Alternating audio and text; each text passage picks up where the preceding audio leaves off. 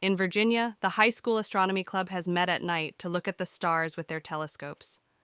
Leo Biederman is confused because he notices something in the sky that he can't identify. So his teacher asks him to take a picture to send to a professional astronomer. The pictures reach an observatory in Arizona, where Dr. Wolf uses his huge telescope to double check the information.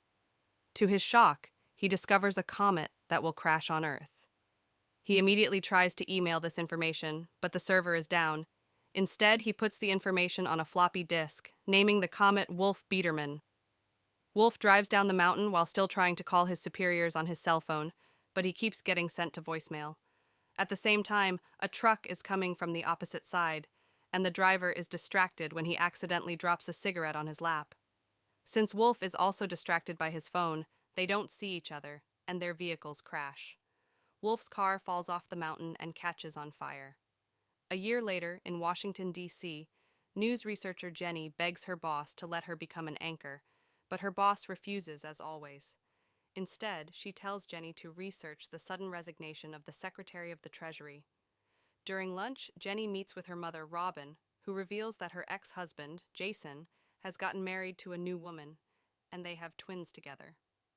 Later, Jenny meets with the secretary's assistant and learns that he quit after talking to the president about Ellie, who the assistant guesses was a mistress. Jenny manages to track the secretary down and finds him leaving with his family on a boat full of supplies. The man freezes when Jenny mentions Ellie and asks her for some compassion if she releases the story, explaining he only quit to be with his family.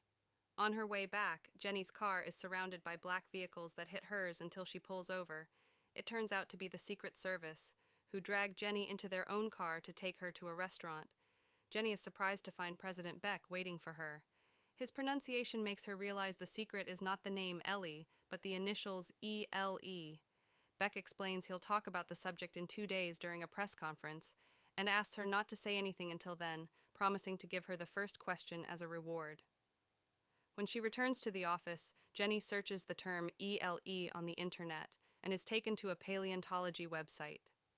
It turns out ELE stands for Extinction Level Event, referring to the comet that killed the dinosaurs. That night, Jenny meets with her father, Jason, and his new wife. They're sad that she didn't attend their wedding and even gift Jenny some fancy earrings, but Jenny can't stop thinking about the incoming tragedy.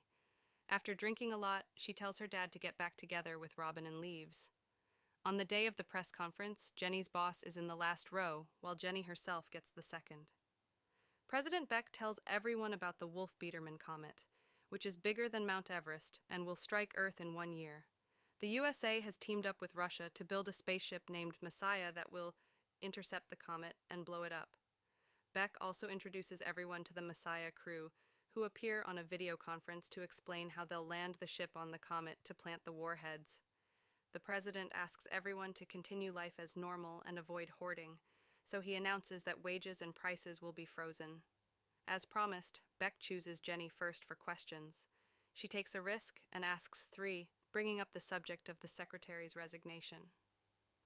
Beck has no choice but to admit that human survival is at stake, but he reassures everyone, stating there's no reason to panic because he believes they'll win this fight.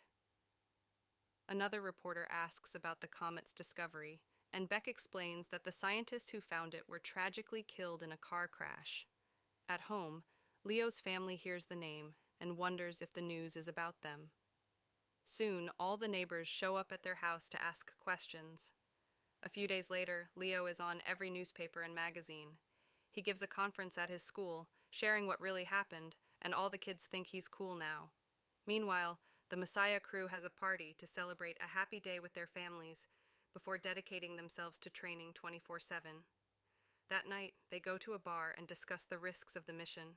Because of the comet's rotational period, the crew only has a 7-hour window to land on the comet before the sun rises. They'll need to work fast because, if the comet is reached by sunlight, there will be dangerous gas eruptions. 2 months later, the crew finally leaves Earth on a space shuttle that will take them to the station where Messiah was built.